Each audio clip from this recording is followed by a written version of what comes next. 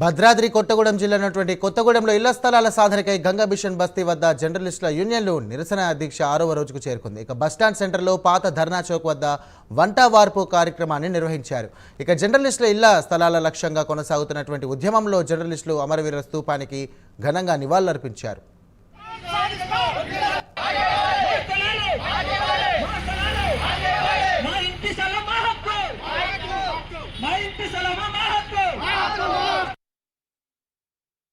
జిల్లా కేంద్రంగా జర్నలిస్టుల మిత్రులందరూ గత 5 రోజులుగా ఈ రోజు నుంచి 6వ రోజుగా నిరసన కార్యక్రమాలు చేస్తున్నాము.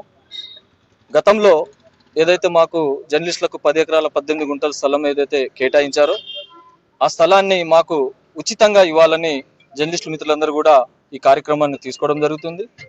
ఈ కార్యక్రమం కూడా అయితే మనకు ఇళ్ల స్థలాలు వచ్చే వరకు కూడా మేము మాకు కేటాయించిన ఇళ్ల స్థలాలు ఏదైతే ఉందో 10 ఎకరాల 18 గుంటల ప్లేస్లో మేమందరము అక్కడే టెంట్ వేసి ఈ కార్యక్రమాలు తెలియజేస్తున్నాము. ఈ రోజు 6వ రోజు కార్యక్రమంలో భాగంగా వంట వార్పు కార్యక్రమాన్ని నిర్వహించి మా యొక్క నిరసన కూడా మేము తెలియజేయడం జరుగుతుంది. మిత్రులందరూ కూడా యూనియన్లకు అతీతంగా ఈ కార్యక్రమంలో అందరూ పాల్గొని ఈ కార్యక్రమాలు మరింతగా ముందుకు తీసుకెళ్లేందుకు కూడా ప్రతి జర్నలిస్టులు కూడా ఇందులో భాగస్వాములు అవ్వాలని మేము కూడా వారిని విజ్ఞప్తి చేస్తున్నాము.